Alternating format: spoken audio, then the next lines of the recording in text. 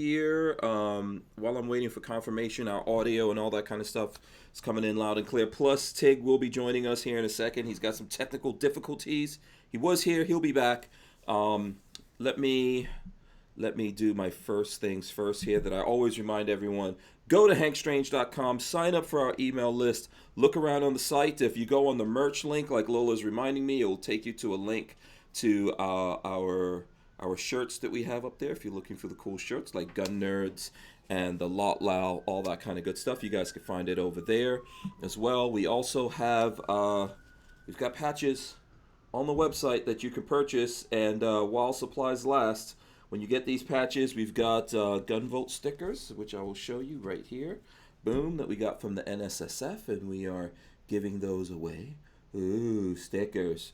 So there you go. That's all the good stuff that you guys can do. Smash those thumbs up, ring the bell, share this with your friends as you're coming in. Welcome back to all you guys. We are back. I'm back here. I've got Kevin Dixie, who have been hanging out with for a few days as well. Let's see who we got in here right now. We got Kevin Dixie. There he goes. He's on the side with he's got his camera straight up and down, vertical. Do you need me to rotate it? It would be nice. It would be nice if you can do that. All right, how's that? Yeah, that's that good. better? Yeah, that's good. That's better. Let's see. I think we've got Tig coming in here. Tig probably also has to rotate his camera. No one rotates their camera anymore. This way? Yeah, go the other way. Take this. There you go. Boom. There we go. So now we've got everyone jumping in here. All right, there we go. We've got all the guys. Let me smash the button, get this rolling. Welcome back to the Hank Strange Situation. Lifestyles Okay. of the Locked and Subscribe, thumbs up, ring the bell so you guys can be notified when we go live. Okay, this is going to be a little bit crazy, so yeah, whatever. You guys are just going to have to deal with it. We are joined by John Tiegen, right? That's the right way to pronounce it? Yep. See, I learned that from the last time. I try to learn one thing every year. Yeah, just one thing. That's all you need to know. So we're joined by John Tiegen, Tig, as you guys know him, and he's going to talk to us about an event that he had, Patriot Rally in Denver, which I was out in Denver. I didn't even realize all that was going on, but I wasn't part of that. We were out there. Kevin and I were out. We went through there to go to New Mexico to do some other stuff. Kevin Dixie's here of NOC. No Other Choice. What's going on, everybody? I think you guys may all know each other. And then we also have John Crump from GOA / Amoland News. GOA? Amoland. Yes, there you go. So John is going to, let me see, what happened here? John is going to be attempting to keep us all, how should I put this? I think I would refer to it as he's our news guy. That's probably the best way to put it, right, John? I'm the play-by-play and Frank and right. Hank is the commentary guy. I'm just saying that because there's people who complain when we talk about stuff, Tig. I don't know if you know about this. I'm apparently not allowed to talk about certain things, and then definitely John's not allowed to talk to me about stuff, and I'm not allowed to talk to him. Kevin, I know you don't let anyone tell you what to do. John, you don't either. So, yeah. So yeah, apparently Hank and I are not supposed to talk about black people.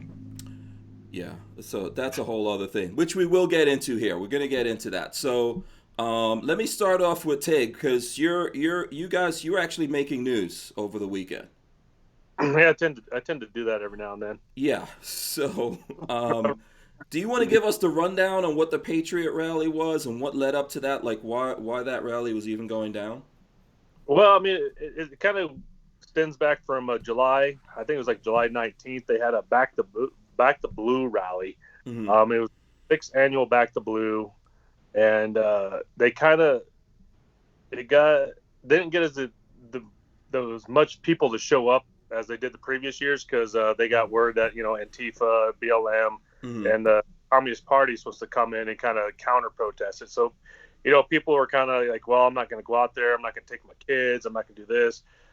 People they didn't really cancel the whole thing. So, Michelle was out there, Randy Corpman was out there and stuff. And unfortunately, I wasn't there. I was doing a shooting competition. Mm-hmm. And the protesters, they came in and just started attacking people. people got hit in the head with skateboards. They were hitting 60, 70-year-old, men and women, and just attacking everybody. Mm-hmm. Police were told to stand down. The only reason why they got out of there was because of one SWAT lieutenant said, "No, I'm not leaving these guys. I'm gonna go down there and get them out." So that's the only reason why everybody was able to get out of there. They had about 20 bikes, I guess, down in the circle that they had to escort out. They were kicking them, hitting them. One guy actually got hit so bad he dropped his bike, and his bike had to get pushed out by somebody else. Okay.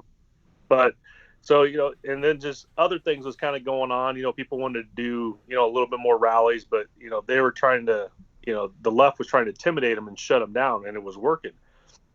Mm-hmm.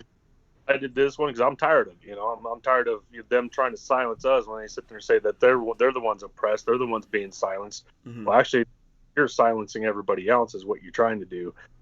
So I did it, and within about with less than 24 hours, the Democrat, or the same thing, the Denver Communist Party did a counter protest, is what they're to the muster. Mm-hmm. They called it soup drive, and so they were collecting cans of soup and doing that for the homeless, they say. But in my mind, being a military guy, yeah, okay, that's what you're gonna do, right? Mm-hmm. It just happened to conveniently fall at the same time that your rally was going down. Oh, it was. They even mentioned it. It's a counter protest to our muster. They straight up post and everything saying we're gonna. Again, they wanted to shut us down. They wanted to silence us. They wanted to be louder than us.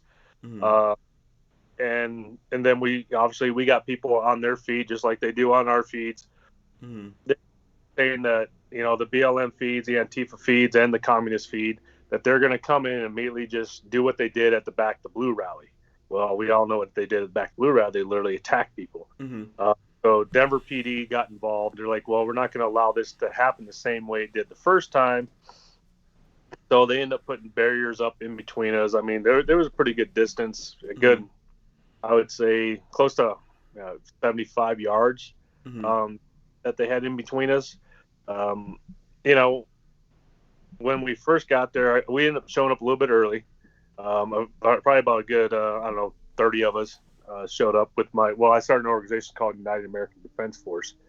So I had them out there with us. They had the riot gear stuff on, pretty much not battle rattle because they weren't carrying long guns, nothing like that, but just like riot gear, protective stuff. Mm-hmm. So we got there again about 1:00. We had an agitator that showed up, and he was wearing, I call him the Black Guns Matter guy because that's the shirt he was wearing. Right. And so he was there, just trying to get in my face. Obviously he walks up, you're nothing but a racist, white supremacist, you're all kinds of whatever, everything that they always say normally. Mm-hmm. No dialogue, even if you try to engage with them, it's worthless. Okay, so that guy that we all saw in the video of this that was coming out here, that had the Black Guns Matter shirt on, was trying to get you started. Yeah, he was trying to get anybody and everybody he could get. Anybody of color that came in to support the Patriot muster, they just calling him a house brother. Mm-hmm. Okay, so. And, mm-hmm. You know Maj, right? You know that Black Guns Matter has to do with Maj Toure. I think you guys know each other, right? Yeah, we do. Yeah, I saw his post.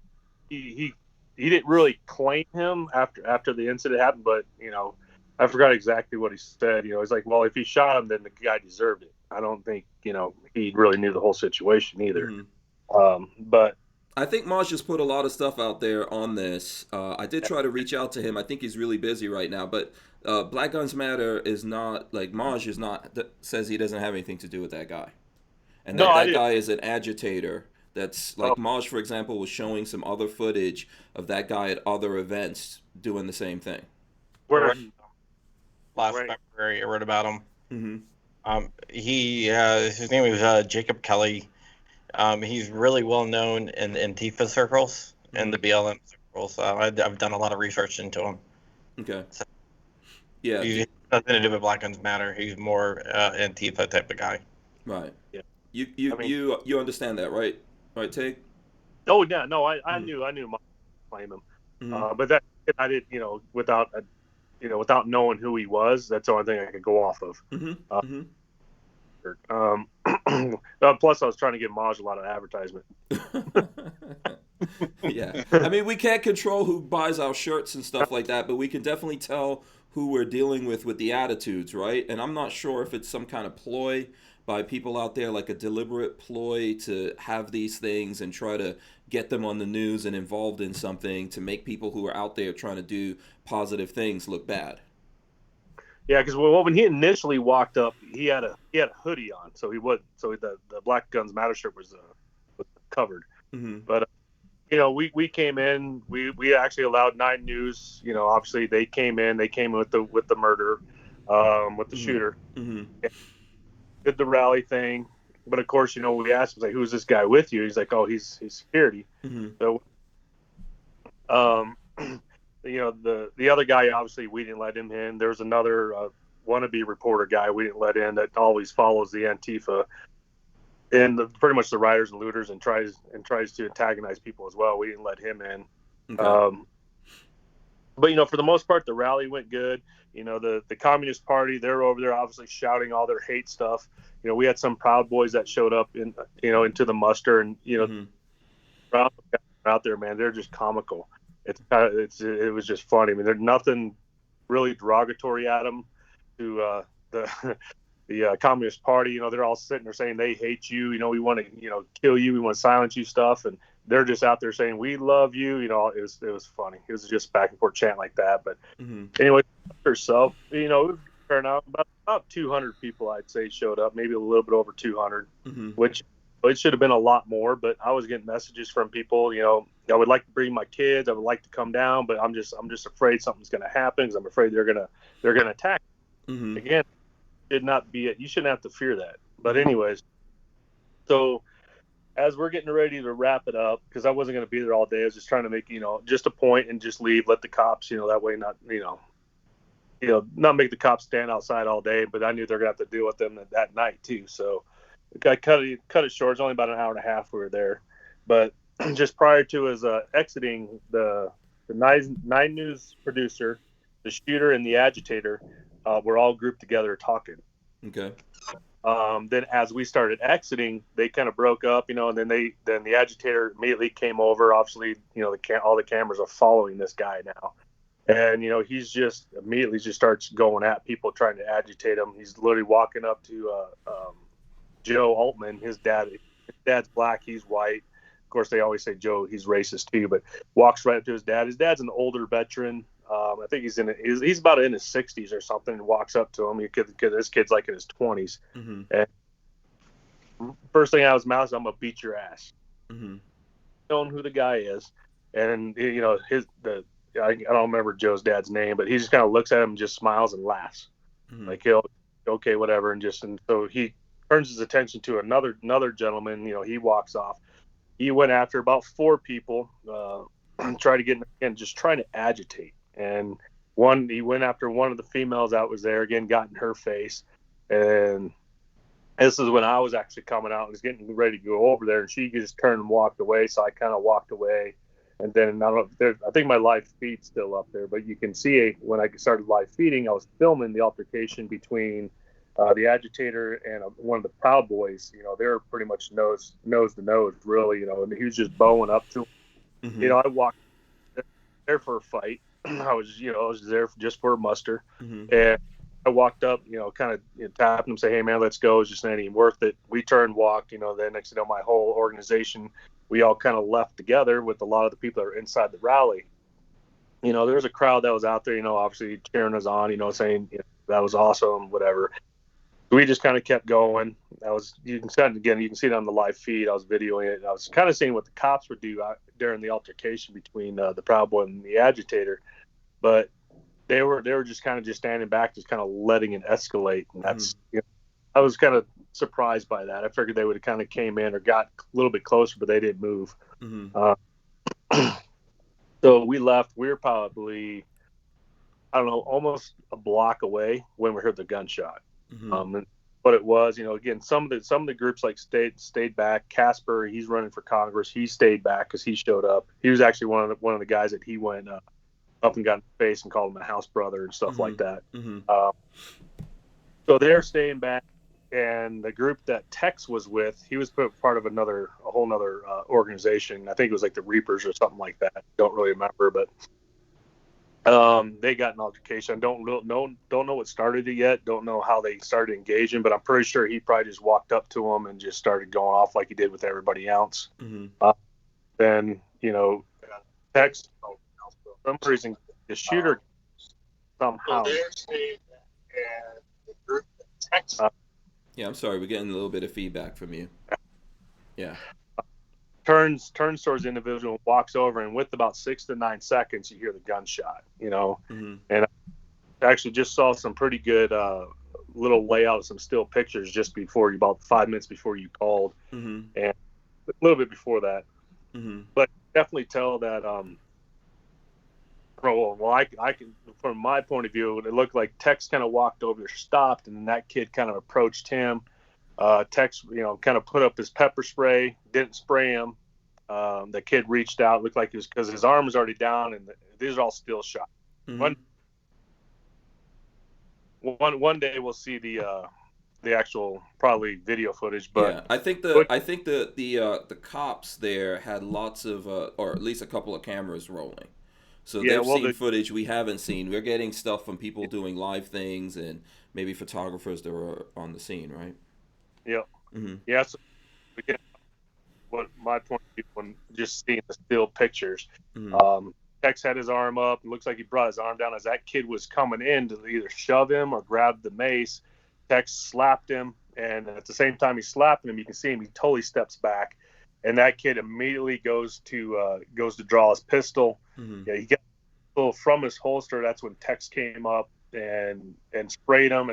By the time he was spraying, he was already presenting the pistol and Mm-hmm. one shot. Mm-hmm. So everybody knows now that he was supposed to be a security guard for 9 News. Mm-hmm. He has no CCW license, so he was, everything that he was doing was illegal. And if you are down there, you have to identify yourself as security, Mm-hmm. and didn't have any of that. He was a known leftist. I mean, he was a Bernie supporter. I mean, you guys know, but he was a Mm-hmm. Bernie supporter. He was a Occupy Wall Street during that time. So he was a totally left leaning individual. And the fact that 9 News hires this guy, obviously he didn't. Pinkerton, I think, is saying he never worked for him. Mm-hmm. So 9 News hires this guy, brings him to a Patriot muster. But again, it wasn't a pro police. It wasn't a pro Trump. It was just a Patriot muster. Patriots come out, stop being afraid, and that's all it was. Come on out. You'll be fine. And pretty much we were fine, except for when 9 News brings a freaking shooter to an event. Well, you guys, did you all, I'm not talking about whether or not you were concealed carrying, but did you guys go there outwardly armed, like rifles, slung, or anything like that?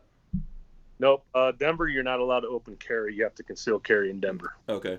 All right. But yeah, I go everywhere I go. I'm armed, just because I get I get the love letters from everybody. Mm-hmm. Mm-hmm. So I just want to make sure I get love back if I have to. Mm-hmm. But yeah.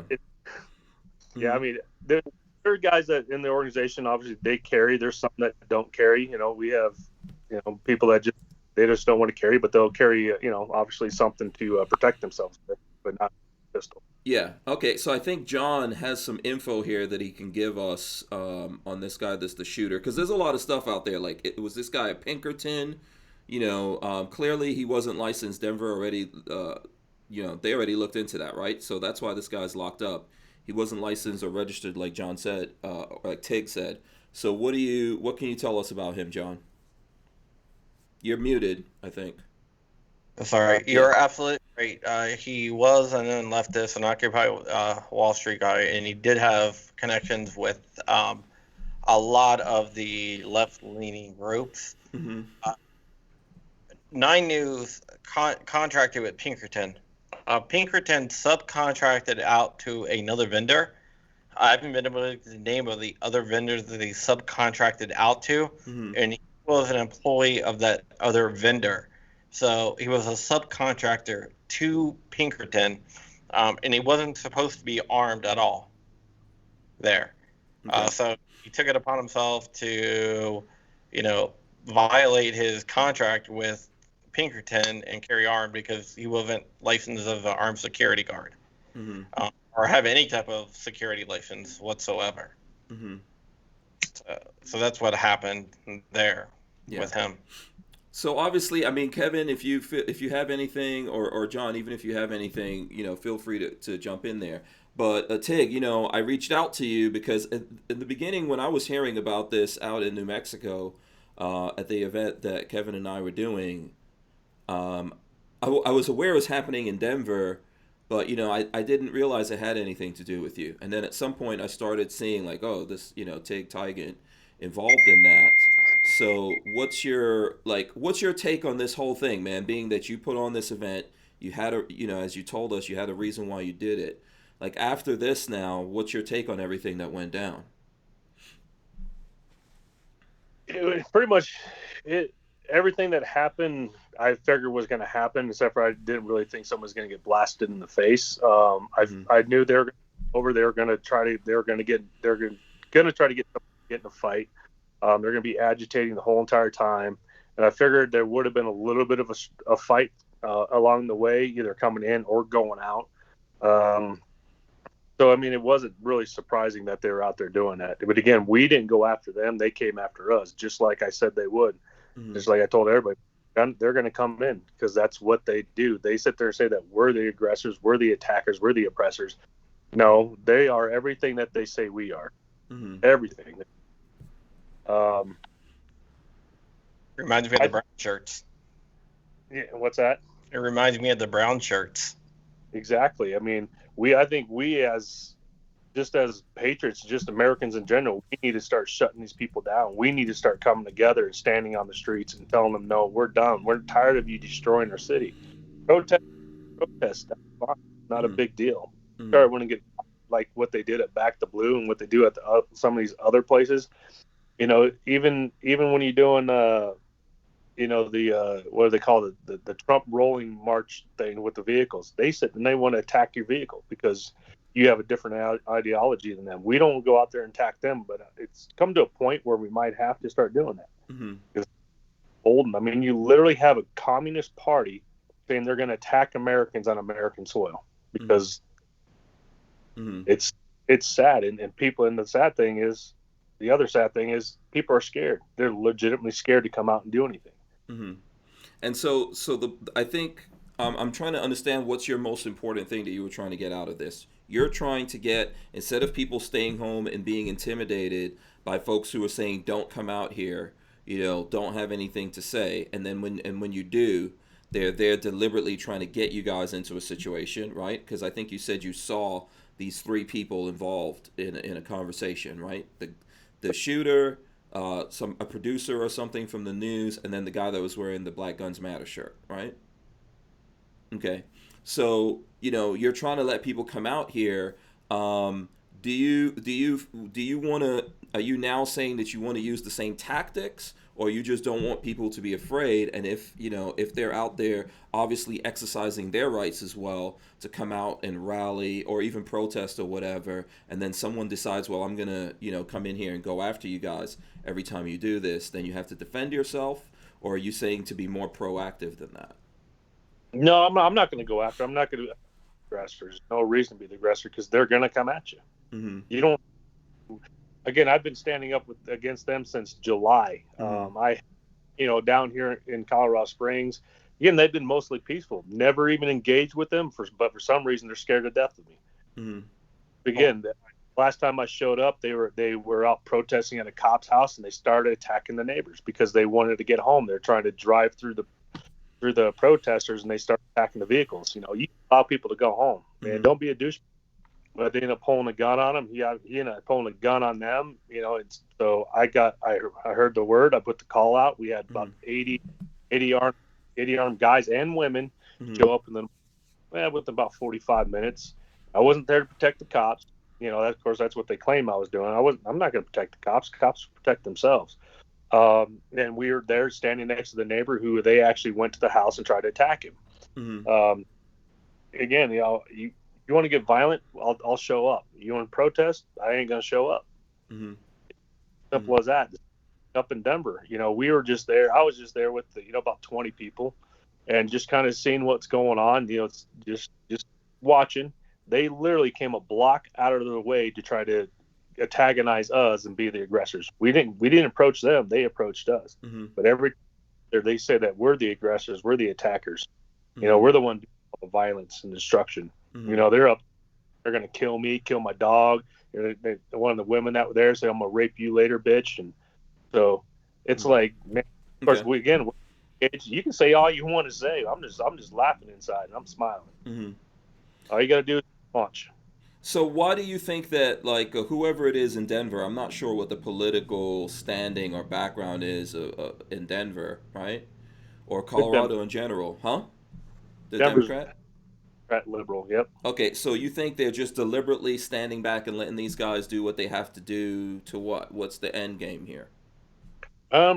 Since that night that I was talking about, they did over $4 million in damages. Mm-hmm. Since they actually, I would have to admit, Denver PD has been doing a really good job in cracking down on them. Mm-hmm. They're not letting them do anything. That when they start seeing them do violence, they're jumping in. So again, there's no reason I don't go downtown. There's no reason really for us to go downtown anymore. Okay. Because PD, they're doing their job. Again, I'm just here to make sure that stuff like Wisconsin, Portland, Seattle, shit like that doesn't happen. You had a group that sets up 9 city blocks and calls it inside the United States in a major city, and nobody does a damn thing about it. Mm-hmm. But they're extorting the business for $300 a day mm-hmm. for not doing business. Mm-hmm. I think it was like 5 or 6 women end up getting raped during this time, and 3 people got killed. Mm-hmm.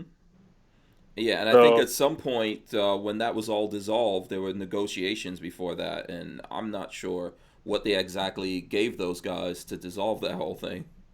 Yeah, hold on, I'm plugging the phone in. Oh, okay. But yeah, it's sad, and I'm sitting there kind of waiting. Well, where are all these so-called militias and 3% groups when they're going to start standing up? Because isn't that what they're designed for things that are chaos in the streets? You have to kind of keep the order. Mm-hmm. But they weren't doing it, so they weren't really standing. So I was like, screw it, I'll start my own thing. And, mm-hmm. and after I went down the first one the second one that I did. I did a call out. We had about 80 to 90 people show up. And because we heard Antifa was supposed to be there, was about 300. They're going to bust like 300. I heard anywhere between 300 to 1,000. I was believing more on the 300 side.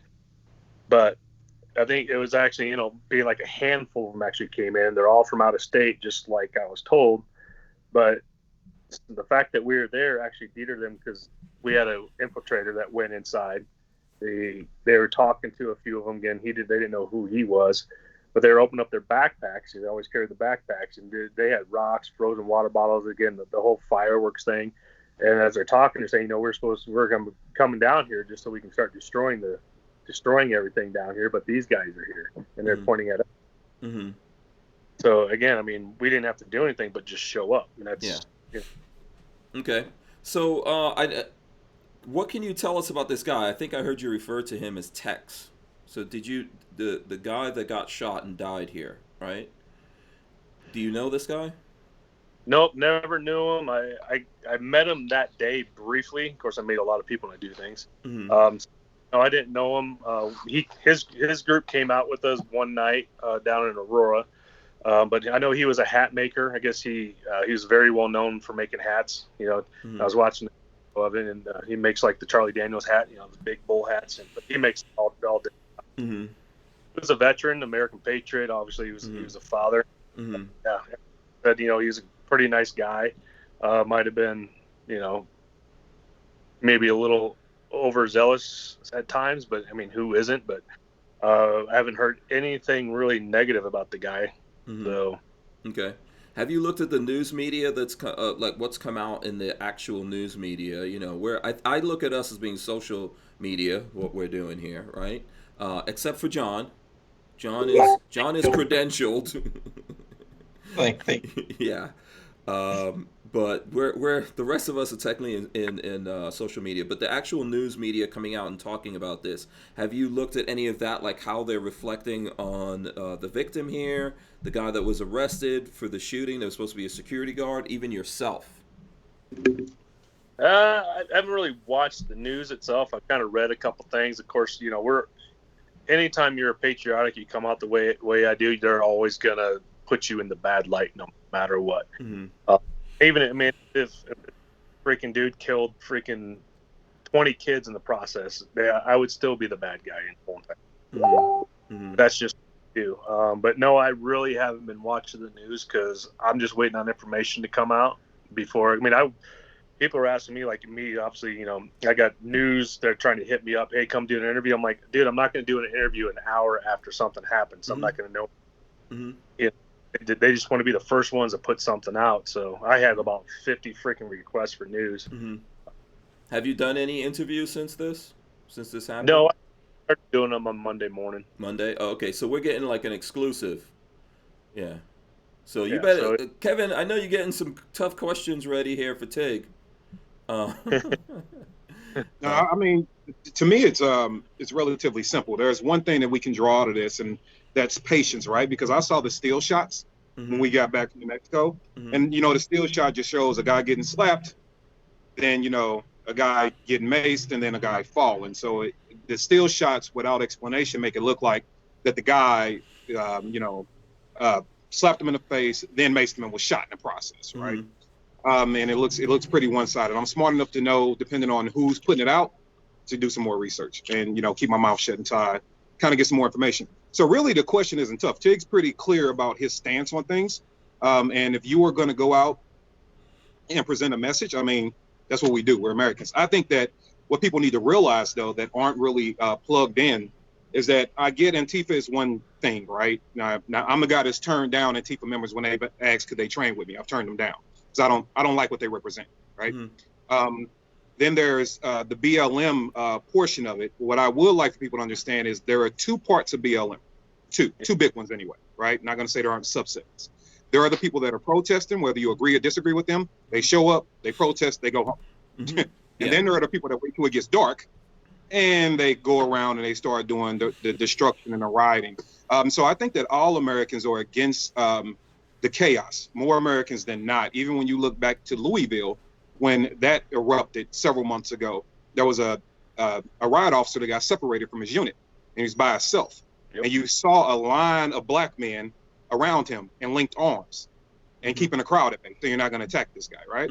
So none of us are with that. Nobody is, right? So I think that when we have incidents where somebody shows up to cause problems, like violent problems, not because I want to argue with you, not because I want to show that my sign is meaner than yours, and none of that crap. But when they want to show up and they want to be physically violent, they want to incite those type of things. And I think, obviously, as anybody should, you should be ready to deal with that, because you get into kind of a thing, right? Like, I understand, the parent in me especially understands, like, yo, they're going to be causing chaos. I don't want to be a part of it. Let me stay home. But then there's the other part of me that's like, well, if I got something to say, because I'm a very vocal person, so if I got something to say, damn it, I'm gonna say it. And I should be able to go anywhere and stand for what I stand for, and not feel like I'm going to be attacked because of my beliefs. It's not something we should be up under. And if they're out there I'm listening to Tig explain a story about what happened, which I was waiting on, right? I've listened to other stories, and now I'm listening to the man himself say what happened. And if half of that is true, the fact that you shouldn't have been out there with a gun, the fact that you're with a group of people that are looking for conflict, the fact that, you looks like you were actually drawing a gun to shoot this guy from a simple assault, which, guess what? It's not legal to do that. And he was trying to mace you to prevent from being shot. And unfortunately, he didn't win that fight. So if any of that, if the majority of that is the way that it really is, then I think that we do have a problem. I'm seeing a lot of videos, and I'm pretty neutral. I don't do the political stuff. I'm pretty neutral, and I tell it like it is. But when I do see the majority of these videos coming out, some of them are 30 minutes long, some of them are 30 seconds long. But when I see the majority of these videos coming out, I am seeing people that identify, they call themselves left or leftist, or they identify that way, or Antifa, where they are going up, breaking out car windows. They're going up, getting in people's faces and things like that. I think we just seen a video that went viral from Las Vegas where they were trying to beating on a truck window, and a kid got out, ran across, kind of pushed the dude across the street. Like, at a certain point, we can agree to disagree, right? I don't agree with everything Tig says. I'm pretty sure he doesn't agree with everything I said. But when I see him or when I engage with him, I'm going to respect him like a man. Like it's okay. We can say, I like, baseball and I hate football or whatever. Like you got these things. But when you get to the point to where somebody's not free to stand flat-footed and not worry about you physically assaulting them, then you're not going to run me in the house either. So if we're going to have a conflict, damn it, we're going to have a conflict. So in this situation and some of the more recent situations that have been going on with these Antifa members attacking people, I gotta admit, I agree with Tig on that. Like, when do we say enough is enough? Because you can't make me stay in the house because you're going to show up. Yep. Like, that's not okay, right? So when do we say enough is enough? And damn it, if you can't stand over there and speak your piece, and I can't stand over here and speak my piece, and maybe we do yell at each other, but we all go home. You don't touch me. You don't look for a reason to kill me and maim me. If you think that anybody with a sack is going to say, well, let me sit in the house because if I go outside, there might be danger.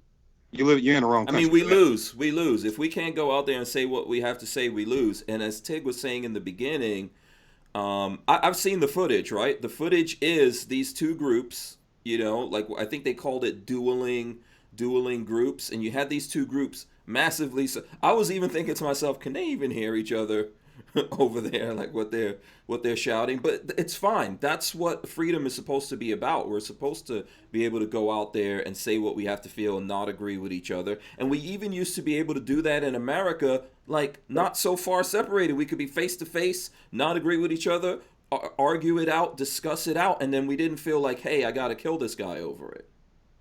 And I also want Americans to realize that even through all this, because one thing that, I will say that the left is really good at, they're great at marketing. They are really good at that, right? And so even when you look at BLM, now, Tig, I don't know if you know, Hank knows, John, I don't know if you know either. I spoke out against BLM and Instagram put me on a 30-day punishment. Couldn't come. I couldn't, right? Because even with all their moves, even with them supporting Antifa or aligning with Antifa or whatever that relationship is, even BLM, while we're having all these other things going on in the country and they're causing all the chaos, the organization BLM doesn't even support me as a black man, right? And on their own website, which I was part of the reason they took that stuff down, it's like on your own website, you were saying that you're about destroying the nuclear family. Well, one of the things that any community needs, including the black community, is you need fathers at home, you need pillars, you need families, right? So how are you about bettering people if you want to really destroy the foundation of what builds good people, right? It doesn't make sense. And they go on to say that their movement is their words, and I'm paraphrasing here, but they are about the advancement of transgender men and women to show that they can be leaders. And you read their entire about section, they are nothing about black men. They mention not one thing. And so when they go out, the part of them that are causing the destruction, the chaos, and want Americans to steadily argue, we're bickering, and not necessarily the guys on this podcast, but we're bickering with each other collectively, right? And they're in the middle, and they don't give a damn about none of us, right? And so that's why we need to all take a step back and just say, well, you know what, if nothing else, if I can't stand out and speak my message without you thinking you're going to intimidate me back into the house, we're going to have a problem. But they're no more for me than they are for Tig, you, or John. They want to see us all, biting at each other so they can ultimately gain control. So I think when you ask Tig, what's the end game? I can tell you one thing that they're doing with these riots. Downtowns, it is known, most downtowns are in close proximity of poor communities, right? Normally you cross over a street and all of a sudden you're in a poor community once you get past all the high rises and stuff like that. Antifa and BLM, while they're talking about that they are about, making sure the country is free and equal, what they're really doing as a consequence of their actions, and they're doing it on purpose, is they're making sure gentrification becomes a lot easier. When you do those things, you drive property values down. It makes it easy for investors to come in. They did the same thing in Ferguson. So the community you claim that you care about, you're actually lowering their property values and you're increasing gentrification in their areas. So for a lot of different reasons, we're all being fooled. They did that in Ferguson. Mike Bloomberg actually had boots on ground in Ferguson. He was there in Ferguson, tried to convince all the guys to go home, all the shop owners to go home. He tried to convince them of that. And one of the guys I interviewed for NRA TV confirmed that, right? And what happened? They burnt that area up, right? Chaos ensued. And some investment group, like it's behind wall after wall after wall, but some investment group that he is somehow connected to, all of a sudden, right there where the chaos happened, built a brand new hospital. right? So when you start really looking at what they're doing, they want to see America fall. They want to see us in chaos. Not saying we should avoid the tough issues to talk about. Not saying there aren't problems, but these people don't even care about the problems. They only care about chaos. Yeah. Yep. I agree with that. I remember seeing that. Do you guys remember that footage of a young black woman talking to Biden where they gave her the statement to say and she said, "I'm not going to say this"? And obviously I'm paraphrasing her here, but she said, she got up to the mic and she said, "They gave me this statement and they want me to read from it, but I'm not going to do that." And I'm going to tell you that I'm an American. And I don't, I want to protest. I want to talk about some things that are happening that I think that are wrong, but I don't want to burn down my city because I'm the one that's going to suffer from that. This is essentially what she's saying. I'm sure there's some folks out there who've seen that. So, this is the funny thing, right? This is where all the lines, because I guess if like black thought doesn't matter unless you agree with these people who are laying out what we should be thinking as black people, right? Or we should be thinking as people. This is happening in lots of different things. So even within guys in the gun community, we don't all just walk in step with whatever someone tries to tell us. This is what you feel like in the gun community, right? Right. We know what we think and what we believe individually, and we should be able to express that without people trying to force us, to step in line and follow some kind of plan. And I think it goes back to what you're saying, Tig. It's an intimidation. I see it happening on a lot of different levels. I know personally, for me, speaking out, looking at things that are happening and talking about it, there's people like, "Oh no, you shouldn't. You should not do that." Yep. Can you tell us, John? I don't know if you want to add anything here. Did you have something you wanted to add? Yeah, Okay. you and I have been through that a little bit over the past few days, I guess. Yes. Um, Yeah. Yeah. So if anyone wants, I don't know if John wants to really get into this or not, but yeah. I'll talk about it. Yeah. Okay. Mhm. Basically, I was contacted. First, one of my friends sent me a message saying, "What did you do? You pissed off these people." Mhm. So I was like, "Oh, okay, whatever." Mhm. And he's my friend, so he can say whatever he wants, So he expressed his opinion of what was going on, and that's fine. Mhm. And then I get a call from someone I've never spoken to before, and basically what they were saying is that since I'm a white guy, we talked about the negligent discharges at the NFAC rallies. And there was two. One was an NFAC guy. One apparently wasn't an NFAC guy, but it was at one of their rallies. So Hank and I talked about that, and they said, "You're a white guy, so you shouldn't be talking about black issues, about black people."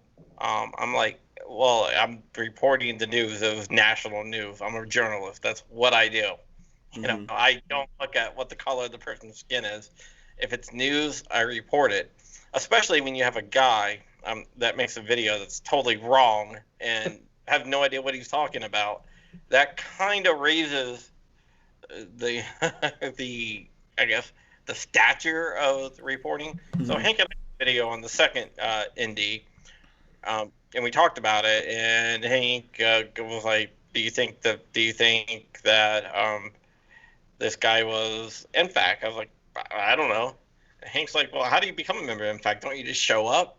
And apparently they took issue with that and thought Hank was trying to pander to the white community. That's what I got out of it, Mhm. which is kind of crazy. They said, "Well, if you do talk about black issues, you're not allowed to talk about it with him." I'm like, "What are you talking about?" It's that's all crazy. I mean, first of all, we can't. Here's the thing I want to illustrate to you guys. We can't talk to those guys. They've already said they don't care about a gun community, much less what I think about them, what Maj thinks about them, or Kevin. So I've always extended the invitation for people to come on here. When I reached out to Tig today, right, Tig, you could tell me whether this is true or not. I reached out to you because your name was in that thing, and I know Yep. you, and I wanted to know what was up, right? Yep. Did I ask you to come on? I thought to myself, if something's going on here, it would be cool. But I think you said to me, "Hey, if you want me to talk about this on your podcast, I'll come on and talk about it." No, I think you sent me a picture of a gun. So I Really? think it was Yeah, I took it as a threat, so I figured I'd come on. Yeah. Yeah. Okay. Yeah, he's gonna joke with you for a long time. Right. Mike. Here's the thing. Uh huh. If it's a friend saying, "Hey, I don't think you should talk about that or whatnot," that's one thing. Yeah. Okay, you're my friend. I trust you. You know, I value your opinion, and I'll take your opinion. I might not use your opinion, but I'll at least listen to your opinion. If you're somebody I never talked to that somehow got my phone number and decides to call me up and tell me I'm not allowed to talk about something, guess what I'm gonna do? Talk. I'm gonna talk about that, Yeah. and if you want me to say this guy called me up, I'm not gonna do that. I'm not gonna say your name. I'm not gonna say who you are, because I've never spoken to you before. I'll probably never speak to you again. The way the conversation ended, I'm pretty sure I'm never gonna speak to them again. Yeah. But We're gonna do and say what we want to do, and that's the thing. And I think that so in this particular case, Tig, this is your event that you had, and still, I know you said that the media was trying to talk to you. You're not an actual witness to what happened, right? To what happened. You were there. You were in the event, but you're still willing to come on and talk about it. Yep.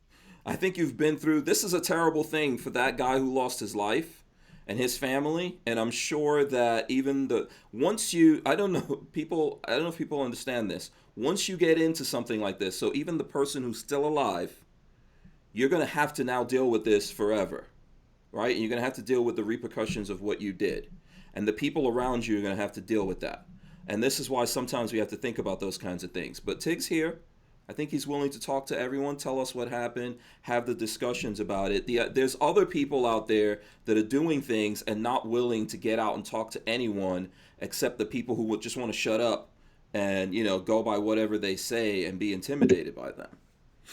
Yeah, I mean, again, it would have been a fine, peaceful muster, but they came over to us, and otherwise it would have been a mute issue. I mean, we'd have just went in there, did what we did, and be home before dinner. But no, they had to come over to us and make sure something happened. Again, it was pre-planned by 9 News and probably even the Denver Post, because the Denver Post chick was all over it as well too. And that's the sad thing, because now when we do things, I used to let the press come in and just kind of be around us. Not anymore. Yeah, I'm not going to trust them in any way, shape, or form. I'm not even going to allow them near us, because I don't know who they're going to bring in, and I don't even know if they're going to do something. Because even the that producer for 9 News, he wasn't dressed like a news reporter at all. I mean, he looked like he was ready to again riot himself. He got his little knee pads on, and just he was even out of place. For all of us when we're looking at him, because we didn't really believe he was even part of the news initially. Yeah, we just looked at him and said, he's FIFA. Yeah, it seems weird. I mean, without actually being there and being able to judge it for myself or seeing all the footage, like we're saying, the police officers, the cops here, they have the footage of everything that happened. And there's a reason why they decided to arrest this guy. And they kind of reacted to this fast enough that you wonder, like Tig was saying, why didn't they get in the middle of this in the first place? Yeah, well, I mean, I could see the one down there, but when they started shoving each other, when X and the aggressive, I think they should have came down and moved in a little bit faster than what they did, because then an altercation is about to begin, and for that small of a crowd, I mean, it wasn't a big crowd over there. It might have been a total of 20, maybe 30 people at the most, and again, there's 20 cops right there at that intersection where again, yards away at the moment, and they should have started moving in when they started seeing the shoving going on. Yeah, but again, I don't know what their command, obviously what their rules of engagements were, but I think they could have de-escalated. But again, hindsight's, whatever. You don't shoot somebody in the face for freaking being slapped. No, and then also, like you should know that if something's going to go bad, it's going to go bad at the end when everyone's trying to separate out. Go ahead, John. Sorry. Yeah, I got a question for Tig. I heard that that the shooter interjected himself into the melee, and I kind of find it weird that a security guard would interject himself into something without, they're there to protect the news crew. why would he interject himself into something that wasn't a danger to him? Yeah, because again, I think they wanted to get it on video. I don't think they expected him to shoot him in the face, but I expected they wanted something. But again, exactly what you said. Why did Tex turn, and because he had the agitator in front of him, he was just in the shoving match. He's still going. The agitator's still going at it, and he turns and walks away. I'm trying to figure out why did he turn and walk away and go towards the shooter. That's that's the video part because you can't hear anything. You can't hear any. Because even though you can hear the other footage, you don't hear any talking from that side. All you can hear, the guy, he does, he hits the asp on the ground to collapse it. Mm-hmm. You can still, the agitator talk about, oh, you're going to hit me with that or something like that. And then you just hear a spray and a gunshot. So, I mean, whatever happened over there happened, again, within 6 to 9 seconds, I think is what it was. But it happened fast. Go ahead, Kevin. I think that, well, here's just even listening to it and the minor research I did before we had this conversation. I really wanted to hear Tig give an account of what happened, since he was at least, a part of it, even though he didn't witness the exact thing. One thing, if you're a security professional, your first job to do, is to protect whoever your asset or assets is, right? That's your job.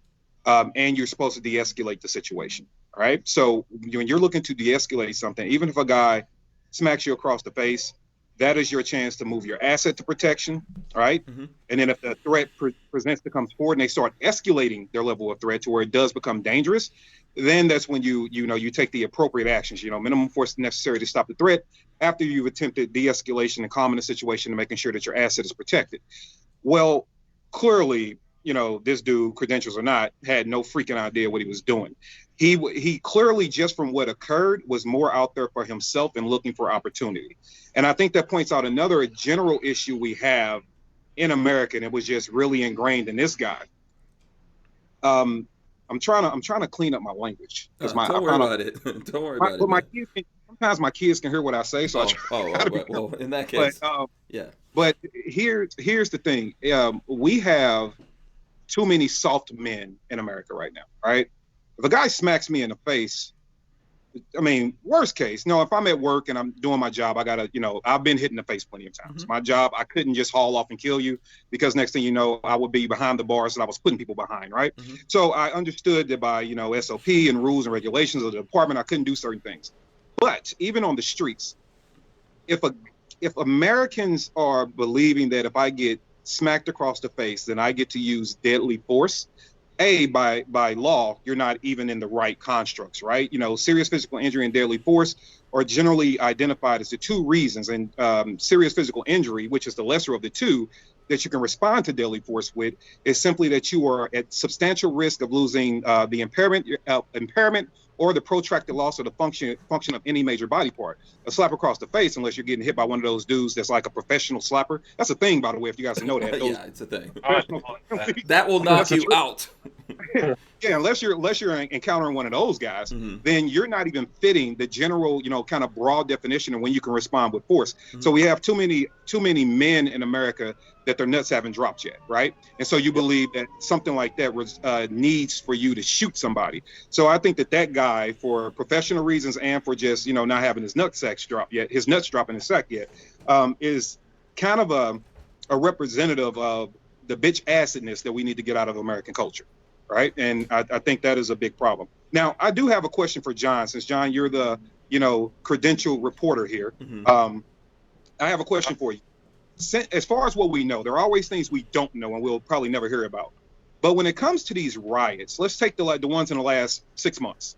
When it comes to these riots or the conflict, the people at the riots, and correct me if I'm wrong, aren't the two deaths, I know we had one was out in Portland, right? Where the guy was kind of jumped. This is one of Kerry Sloan's friends. He was kind of jumped and shot as he was going home from the rally. Yes. Yeah. That guy. And then we had this incident. So I'm being neutral. I'm being unbiased here, but I'm just asking. Don't we have the side that identifies as left from both the individuals? Aren't they 2 murders to none? Yeah. I mean, I agree. Some of the people will say Kyle Rittenhouse, but I think that was self-defense. But here's the thing. I've done a lot of research into Antifa, and in fact, like 70 Hills Antifa put me on their list of known fascist sympathizers. whatever the hell that was supposed to mean. But one of the things that is core to the philosophy is that they think that ideas rises to the level of physical force. So if you have ideas that go against their ideas, they believe physical force is justified against you because it's self-defense. Okay. That's their philosophy in a nutshell. Okay. I mean, that's not even like. I mean, that's what an idea too. out and say. Yeah. Yeah. Yeah. This is what they come out and say that that our ideas, like from my ideas, from kind of lean right, is akin to physical violence against them. So they are allowed to use physical violence in self-defense to me because my ideas offend them. Kind of sounds like a Go ahead, Tig. sounds like a lot like jihadists. Yeah. Well, you know, there might be some ties there. Or no tolerance. Definitely no tolerance. You know what the crazy part is? What I would also like, even the people that are out there, and if you're supporting it, if you're, you know, one of these violent Antifa members, right? And if you're one of these violent whatever members, even if you take issue with guys, they take Tig stands. Here's what I want you to realize. Not saying that there aren't problems, and not saying we shouldn't talk about the problems. You know, I'm very vocal about the issues. However, here's what you have to realize from a 30,000-foot view.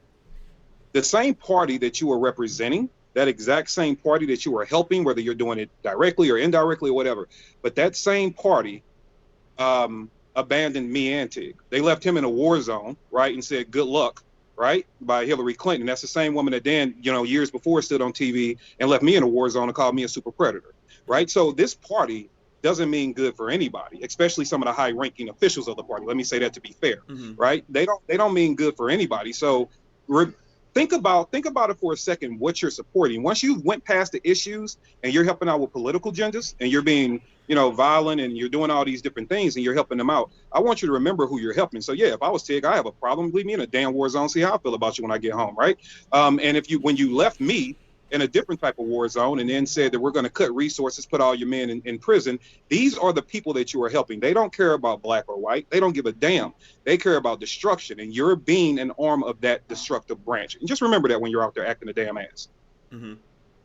Tig, you got That was good. But you got to remember, most of the people who are rioting and burning down buildings and stuff, they don't look like Kevin or Hank. Yeah. Well, also They look like, you know, they're middle class. You guys, huh? Yeah, they look like Tig and I, you know. Right. A lot younger than middle class white kids who are told you're fighting fascists, you know, and not realizing that they're using fascist techniques and the same techniques that the black shirts used in Italy and the brown shirts used in Germany in the 1930s. And they don't realize that they're using the same tactics, and they believe a lot of the same things that they did. Yep. So I think that people, and then look at the BLM division, even if you're, the BLM people that are out there at nighttime are there for destruction, not the ones that are protesting. I'm always going to believe in the American spirit of protest. I just do. Even if I disagree with what you're doing, I agree with peaceful protest. I just always will. However, for the ones that aren't out there for that purpose, and you know damn well that you're not, just remember that, you know, and if you don't know what a Marxist is, I want you to look the definition of that up. I'm not even going to attempt to explain it. And then look at what it is, look at who has supported that kind of system, and then, you know, go ahead and look up the factual data that the BLM organizers, the organization, the people that run the website are trained Marxists by their own admission, right? So just I mean, and you're just being a pawn. And let's remember that in the beginning of this lockdown, right, that we're going through because of a flu, even if it's a naturally virulent one that came from China, right? Every time it's China, I die a little bit on the inside. I'm sorry. Listen, in the beginning of this, what did they do? They let the people who were in prison out. Yeah, that's always a good idea. Right? So the dudes in prison, they let out. Then what did they do?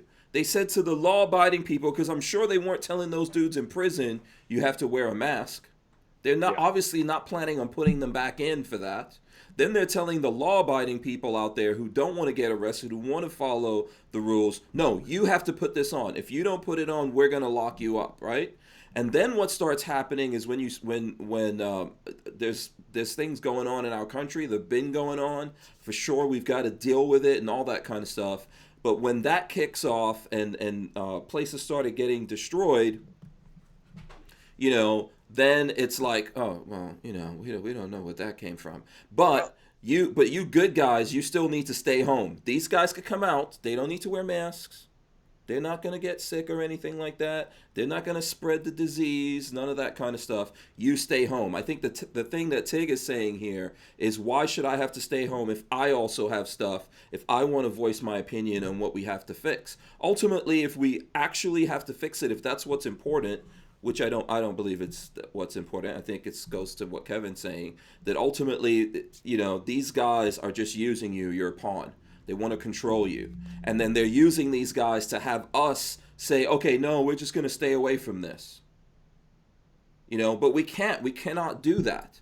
You know, if you think back to what happened back when with the Tea Party guys, what happened? Tea Party guys were not staying home.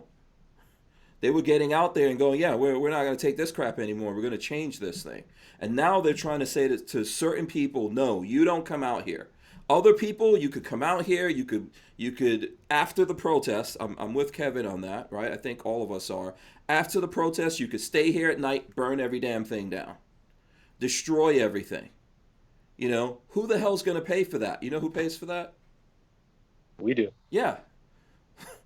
I mean, well, here's the thing. Mm-hmm. They came out and said that BLM protests do not spread coronavirus. It has nothing to do with the spread of coronavirus. But any other type of protest, it shouldn't happen because it spreads the coronavirus. Mm-hmm. The coronavirus is socially aware, I guess. Yeah. Well, it doesn't come out after 10 o'clock either. Yeah. Yeah. Maybe the fires of the cities burning down and the businesses that will never come back, you know, maybe that will get rid of coronavirus. Well, and that's also because people don't understand basic economics, right? So when you are, once again, because I don't want anybody to say, oh, you're glancing past the issues, check my resume, all right? I've talked more about American rights in the last 30 minutes than most people have all their lives. However, when you are dealing with destruction that way, so everybody's like, oh, the businesses have insurance. Okay, maybe you're factually correct, right? All the businesses have insurance. They pay their premiums. So let's just for argument's sake, say all those businesses reestablish. Something that cost you $1 now costs you $1.75, right? And then what happens in that? Because they got to pay those premiums back. Now they have to reinsure with those damages being paid out. Right? Yeah.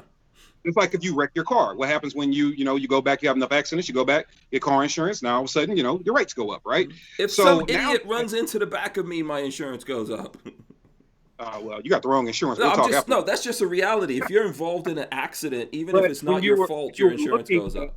How economically it affects people, then you were talking about the people you're leaving, in that community, their wages didn't go up. So now something that costs $1 is now $1.75, right? And so now they can afford less, but these are the same people you claim to care about. So when you're praising the decay or the destruction and what these kids are running around doing, ultimately they're going to go home, right? They're going to go home, and you're going to be left with an area that looks like death and destruction. It's going to look chaotic, right? Nobody's going to want to visit. You're going to have less tourists to the area. You're going to drive the economy down. You're going to kill a lot of different jobs, right, for different reasons. And then even if it does boom back, it's going to be expensive. And thus you're going to move in the people that look like the people that are destroying things while everybody else can't afford to be there. So miss me with they're doing this for the best of America stuff if anybody has that mentality, because you're absolutely not doing it. You're helping out big businesses in more ways that you think. And don't think for a minute, the insurance companies understand if you're there, you're going to pay us, right? So they're not hurting, right? They're going to pass those cost measures down. And if you think, for example, if you think that, let's just say insurance company A insures this building and they have $1 billion loss. If they have vehicle insurance or they have homeowners insurance, you're going to notice your premiums are going to go up. They're going to start charging you more. Even if you don't live in that direct area, you can live in a different state, but they are about making their money back, right? So it's going to cost us all in the end. So Before you praise it, please understand, people. Please understand. Even some of the economical things that it is doing to you, even if you're not living directly in that area, you will feel it one day or another. Yeah. Let me ask this from Tig, because we haven't had Tig on here for a while, right? Especially since this thing kicked off. What was it that you saw out there that really upset you? Can you give us some insight on that? Of all this stuff going on since we got into this lockdown situation. I think the last time I saw you was at SHOT Show. So that's January. I would say, I did one rally for pretty much protesting the COVID. Just watching what the law enforcement was doing to civilians. Arresting business owners because they wanted to open up so they could feed their kids, and the employees could feed their kids. Arresting moms and dads in parks with their kids when they're actually the only ones out there. It was just that's what really kind of started me just pissing me off, because again, I'll back the cops too, but I'll bash them at the same time I back them up. If you're because that was completely wrong, man. I mean, that was just completely wrong. It should be. We're in a free society. Business owners should be allowed to open up. I should be allowed to go in that business if I want to. The business is, hey, could you please wear a mask? Either I want something in there enough where I put a mask on, or I go to another store. We're in a free country. We should be able to decide when and where and how we want to do something. Just put out how it's being spread, put out precautions you can take, but there's no reason to mandate. There's no reason to enforce it. Again, we're grown-ups. We're not kids. This ain't New York. We're not the nanny nation. But now, actually, we are the nanny nation, and we're abiding by it. I think everybody eventually is going to get COVID. It's just a matter of when. It's going to obviously affect people different in different ways. Again, it's obviously it's a real virus. It's really killing people, but not in the way they're saying it. I mean, initially saying it's going to kill freaking 2 million people or something like that. And the virus itself has killed 9 or 10,000 people, but with underlying issues, it's killed 200 something thousand people. And again, that's what just stuff like that was pissing me off. And then watching the business owners trying to protect their businesses, getting pulled out in the street, getting beat up. That retired officer getting shot for trying to protect his the pawn shop. Just stuff like pissed me off. Kid who died in a fire because the protesters wouldn't allow emergency vehicles to come in. You had an 8-year-old girl who was murdered in the back of a truck by I think it was the NFAC organization, because they went to a barrier a little bit too far, and she went to go turn around and went past the barrier, and they freaking shot the car and killed the 8-year-old girl in the back. Okay, I don't know. I'm not sure if that was attributed to the NFAC guys. I don't think it's NFAC. Let me just say this, John, just because I don't want somebody to take that snippet and use it against you, bro. Yeah. Let me just fix it real quick for somebody spins it. So he was not a part of NFAC. NFAC had been there earlier, and they were I believe they were said that they didn't think they were needed or whatever. The guy that did that was independent on his own, and when that woman pulled up to that barrier, you were absolutely correct in that.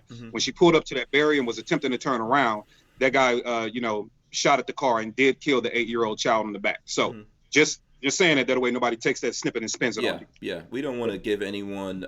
First of all, if we know better, we don't want to say, something that some of us here may realize. And obviously, you're going through a whole bunch of different scenarios there. But there's a lot of horrible things that we're seeing. I remember looking at, did you guys see where there was somehow they got into a wrong situation with these guys, and they were in the car and the dog is barking and they're trying to smash and get through this vehicle to that guy's dog and all that kind of stuff? I know this may seem weird, but that just enraged me. What the hell are you doing? Yeah.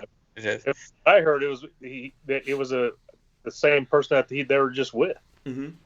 But I heard it wasn't even. But they just don't freaking. They just want to destroy things. It's insanity. It's like I saw. I think this was in L.A. There was a protest. I think it was a Prius, right? You guys can tell. Someone can tell me if I'm wrong on this one. A Prius trying to go through there. A Prius. So who's driving a Prius? I mean, come on, seriously. Who's actually driving a Prius? That has to be someone who's liberal, right? Well, I saw someone do a LS swap on the Prius. Well, okay, that wasn't an LS swap Prius. That was a Prius that was in the wrong place. I've seen that Prius, by the way. But the thing is that they decided to go after this person and run them off the road and go. Just let them go. If it's a lot of times, I think looking at this, and I think Tig probably knows this better than me, but I saw things like this when I was living in Nigeria. It's not America anymore. It's some crazy ass third world country that there's people just running amok and doing whatever the hell they want to. And in any other situation, people will be out there going like, where the hell is America? And we're in America, and I'm thinking, where the hell is America? It's a Well, third world. they're also messing with people that they know have to have some kind of a patience level with them, because there's this great video and it's recent. It's definitely this year, probably within the last 3 months, where they were in LA and they were, riding, doing the things. And it happened to be daytime or late night, right? But either way you could see, or not in late night, late evening. And these dudes are running around kicking in windows and stuff. And the next thing you know, you see these rolling 60 Crips come out of nowhere like, yo, you gonna cut that out right now. And then all of a sudden you see them, one dude was about to throw a rock and the dude said, do it, I dare you. And they start, he dropped the rock and they start walking away. So they understand, these were people protecting their neighborhood. And they understand that there are going to be some individuals that have to, be a little bit more patient. They have to be a little bit more reserved. And they understand there are other individuals, you might come up, they don't have the same patience level, right? So they're purposely, in my opinion, picking on people that they believe have to behave to a certain level, and they don't fear the consequences as much, right? That's why I wanted to point out, like, what is the ratio being non-biased here? Like, what side is killed who? And like John said, straight up walking up and doing that kind of thing. I think with Rittenhouse, that's a different story. That when I look at it, I see a kid running for his life that's getting attacked and then defending himself. I understand other people don't see it that way, but when I look at the issue before this, it's pretty clear to me that they were out there looking for someone to take out, right? In case of what's her name's friend, right? And then in this case, it looked like the same thing. Like we're trying to identify someone and bait the bear, get them up to that level where we're rationalized we could do something to them. Tig, I know you wanted to respond to what I was saying before. Do you want to jump in there before you lose your train of thought there? Yeah, it already went. Oh, sorry. Well, I got a couple things. Okay. There's a video out there of some Antifa kids spray painting some stuff, and John Jones, UFC fighter, walks up to him, just puts out his hand and was like, spray paint can. And the kid very gingerly just hands it over to him, no. And that's I think that's what you're saying is they choose the people they want to mess with. They're not going to mess with John Jones because they'll get killed, and they're not going to mess with Tig because they'll get killed. So they pick on the weak link, or they gang up. It's never a fair fight. They don't want a fair fight. And I will leave you guys with this. Because I got to take off here, but there's a term called youthful idiots. It's very prevalent in the communist doctrine. A youthful idiot is a person that you can get to do your bidding by saying, hey, do this, you need to do this for the cause. And they go and do it when you're actually working on a whole entire different angle, like Kevin's saying about, they want to come in and gentrify the area so they get people to go burn it down and property prices drop. And it's something that's been used throughout history, and I think that we're seeing a lot of that today. Yeah, when they get people scared enough and they get the power they want, in order to appease those people they just took the power from, they're going to crush those useful idiots that help them get there. Right? Exactly. There was back in 1985, there was a Soviet defector that did a very famous interview, and he talked about useful idiots and how after they do what they do and they get used up and there's no more use for them, they don't realize that they've been used until the boot of communism or socialism or whatever you want to say, whatever it is on their neck. and then they realize, hey, I was fooled, but it's too late by then. Mm-hmm. Okay. All right. Listen, I know you got to go. All right. I don't want you sleeping in the cold basement or anything like that. Because you're not. Yeah, I know your yeah. anniversary's coming up, so do what you need to do. Hey, today is All right, John. Yeah. 15th. Take Yeah. But Okay. happy And, anniversary. We're gonna keep going here. You make sure you don't get in trouble. And take our friend just emailed you back. He needs some information from you to get your problem fixed on with your social media. All right. Yeah, Okay. thanks. By the way, thanks for reminding me of that, John. So, Tig, one of the things that's happening to you here is it immediately, is it right while this event was going on that you got kicked off of Facebook and Instagram, or just shortly thereafter?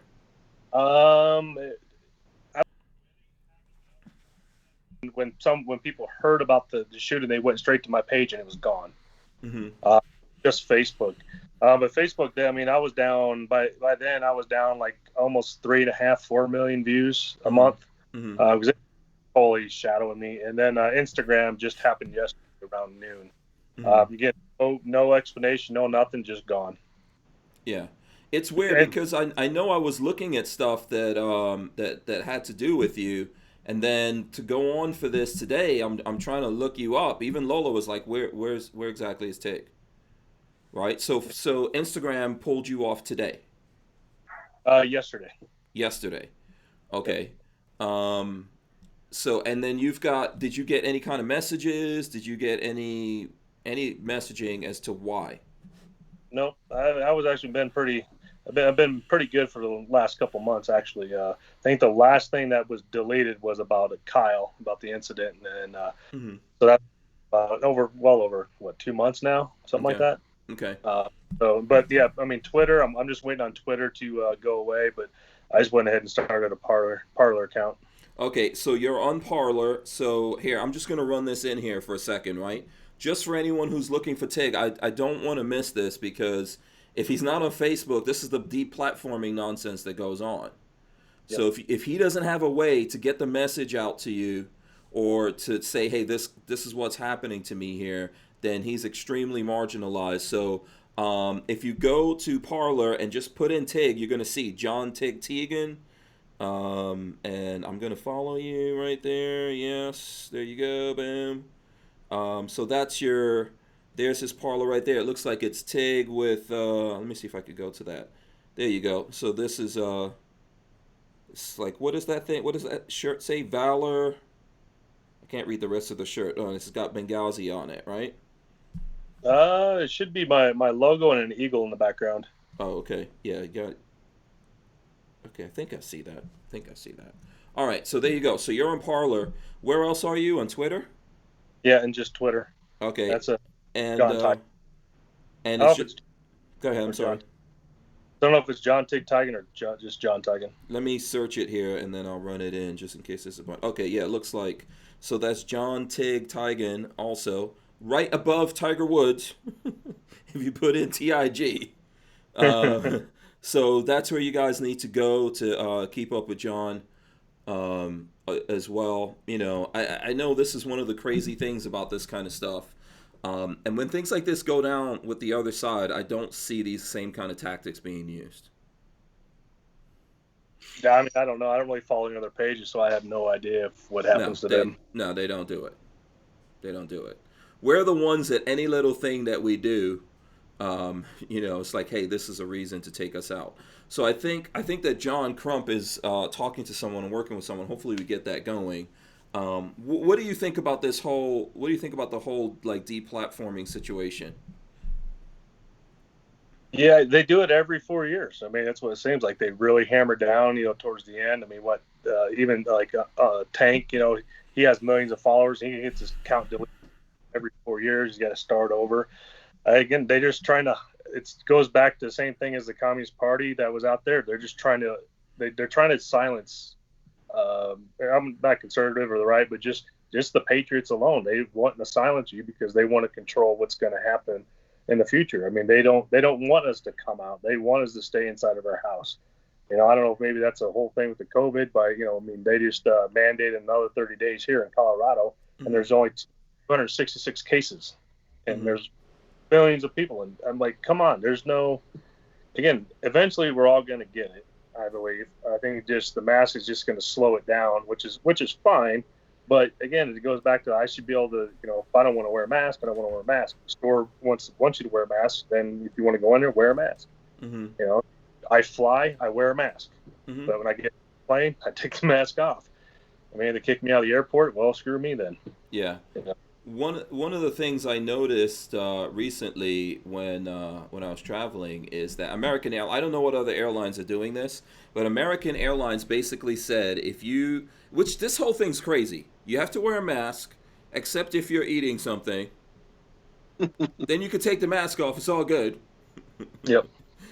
So whether you're on the plane or in the airport, if you're eating something, it's cool. So go buy some food and eat some food. That's, but they're saying like if they feel like you're refusing to wear a mask, they can not only kick you off of that flight or kick you out of the airport, they can ban you from traveling on the airline. Like American Airlines was telling us that over and over again. Yep. And then to make it worse, to pour salt on that injury, my tax money is supposed to go to bailing those guys out. Yeah. Yeah, I would just rather watch everything burn down, and then we're forced to drive where we need to go. Oh, now I remember what I was going to talk about. Okay. The train. Talking about the bailing out. I mean, the other reason why Antifa and the antagonizers and stuff, why they're so encouraged is what the celebrities raise $200 million to bail all of them out of jail if they get in trouble. Mm-hmm. And they got law firms that are backing them up pro bono, so they get out of jail as fast as possible and get charges reduced or just totally expunged. So that's another thing that's going on. It's encouraging a lot of this attitude. Yeah. It's like a little kid. You don't give the little kid a lollipop if he freaking goes and pees on the couch. Mm-hmm. Mm-hmm. I and this is just a thought. You can tell me if this is totally off base. By the way, for everyone who's hanging out there with us right now, a couple things I didn't do. Let me do this first. Smash the thumbs ups, please. Okay, there's enough of you to smash the thumbs ups. Get us up to 100 of those. Big shout out to Harry's Holsters for sponsoring the podcast tonight. I forgot to say that. I got excited and didn't get into it. Tig, does this remind you of tactics that you've seen in other places in the world? As in which ones? In terms of, so for example, let's imagine that we're releasing prisoners. A lockdown is going on, right? People are really worried, losing their business, all that kind of stuff. Everyone's scrambling for toilet paper because, it's a zombie apocalypse. You got to wipe your butt. All this stuff is happening. They're releasing prisoners. Then you've got a lot of those people going out there, and they're the ones in the riots and the burning and looting. Those are the same people doing that. And then just like you just said, you've got organizations pooling money to bail them out, so they could go out there and do it again. Does that ever seem, like someone's out there just stacking, the tables against you? And have you seen that anywhere else in the world? Yeah, not on this level. That not in person. I know Gaddafi. He let a lot of prisoners out when he was falling. Saddam did the same thing. It's a tactic to try to suppress everybody. But it's working. If you have zero repercussion, they have to go to court, pay a fine, but that's all you got to do, and you can go out and just do whatever you want. Mm-hmm. There's still real no repercussion because somebody else is footing the bill. Mm-hmm. You just got a night in jail, and sometimes it's not even that. You go in, sign in, you're in there for just a couple hours and you're out. Mm-hmm. That's why video, hey, what's your name? What's your name? They shout their name. They're doing the calls for them. Yeah. This is a good question from Dave from Down the Barrel, actually. So I'm going to ask this one here. Let me get this. And this goes to both of you guys, right? So I think, Kevin, I'd like you to chime in on this as well. Down the Barrel LLC, that's Dave. Shout out to him. He says, what is the completed agenda? What happens when the nail is driven to the head? What's the outcome? Before the credits roll, what is the ending of the movie going to look like if the agenda completes? Venezuela.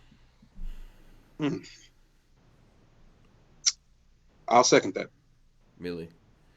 Yeah, I can't argue that. So Cannot be silent. We cannot be quiet. I mean, we got to be seen. We got to be heard. And I'm not saying going out there and doing what they do. Don't go use their tactics. Don't go in there and just immediately start attacking people and just beating them up. mm-hmm. Just get their way. Be that force. You know, like in Idaho, they had thousands of people who showed up when they came to their town. And what did they do? They turned around, got back in their little buses, and took off. Mm-hmm.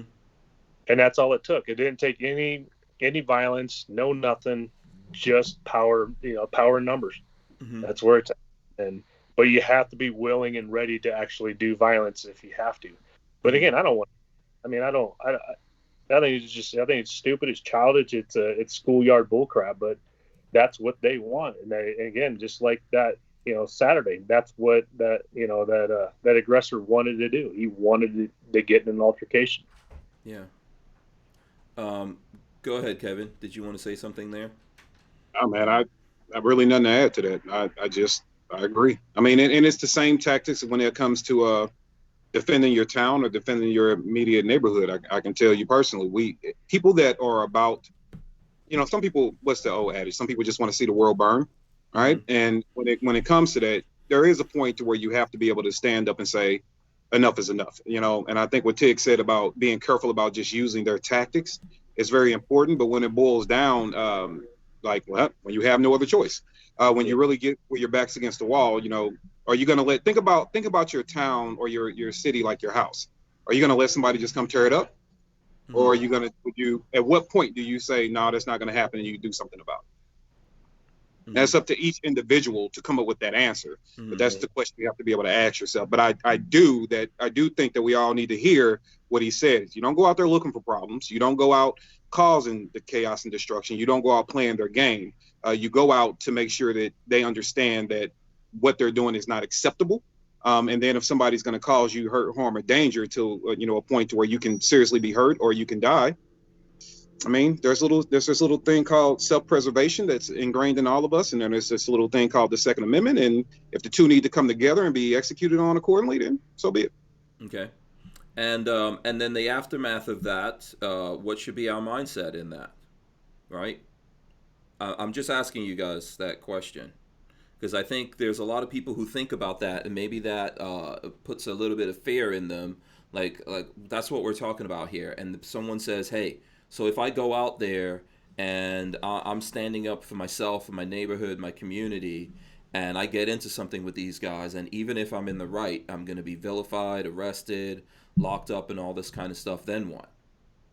I mean, they want to scare you to do that because then you don't do anything. Mm-hmm. I mean, it's a risk. I mean, it's a risk you have to take for your country. I mean, people, if nobody responded to that first shot, we wouldn't be a free country. Mm-hmm. Because they're afraid what the British would do to them. Mm-hmm. Mm-hmm. Yeah. So what's the best way to go about this? If someone's out there feeling that way, how do they go about this? Do they go out there by themselves? Never go out by yourself. Mm-hmm. You'll get crushed in a heartbeat. And, that's why, I started UADF for that reason, because people are asking, why I want to do something. How do I do this? How do I get organized? How can I don't want to be part of militia, a 3% group. I don't want to be labeled a white supremacist because I want to stand up for my country. I want to defend my neighborhood. Mm-hmm. So I started United American Defense Force, and it's a little baby company, but we have a couple thousand people already on board. We got a couple states that are already standing up. I'm still focusing on Colorado, but do not go out alone. Get your neighbors, start talking to your neighbors, get to actually finally know your neighbors and get organized. People say, well, it's not in my backyard yet. I guarantee Kenosha had no idea it was going to come in their freaking neighborhood. Mm-hmm. Again, it takes one little trigger, and that's all it takes. It's just a matter of... So when we went downtown Denver, one thing that I was kind of shocked at, not really, but a little bit, the neighbors in downtown, the residents of downtown started coming at us saying that we were the aggressors, we were the attackers, when you can literally hear them a block away breaking windows and lighting things and lighting off fireworks, which were lighting buildings on fire, mm-hmm. but saying that the ones down there causing the agitation and the violence and the destruction. Wow. But when we're in neighborhoods, it's a whole different mindset. when you go into the actual neighborhoods, they're buying us freaking pizzas and all kinds of stuff because they're just thankful that we're there. Make sure their neighborhoods are getting destroyed and they're not being attacked. But again, it starts in your own house, and it's your own neighborhood, and then it grows. But right now, I'm going for the whole entire state, the whole entire city.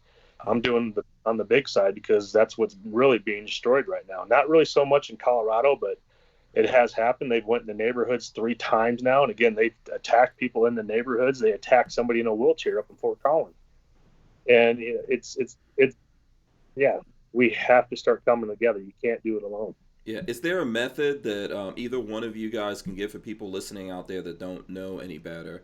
And then specifically, like you're saying, for the person who doesn't want to be in a militia necessarily, what do they do? I mean, I know you have your organization, Tig, and I'm sure the people close to you that are in your area can reach out to you, right? I think, do you have a website or something? How do people do that?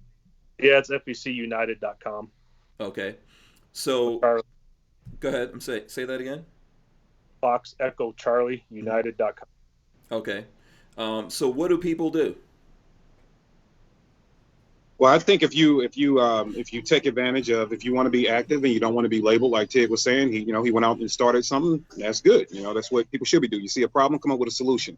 If you don't want to be a part of any group or anything like that, at minimum, talk to your neighbors and all of them, and kind of see where they stand, right? Because if things come to your neighborhood, you want to at least understand that the people around you, what their capabilities are, what their desires are. You want to know who's not going to be in a fight with you, who is going to be in a fight with you.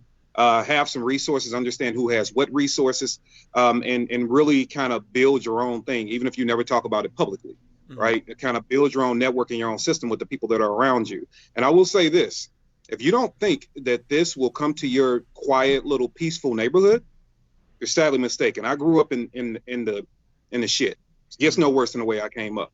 And when I decided to, at a certain point, I'm going to go out and I'm going to, raise a family. I'm going to, kind of change my environment. And guess what? I lived in one of those middle class, peaceful areas. We never had a problem. Like if somebody loses their damn dog, it's like neighborhood news. It's like all over the place, right? It's what it was. And guess what?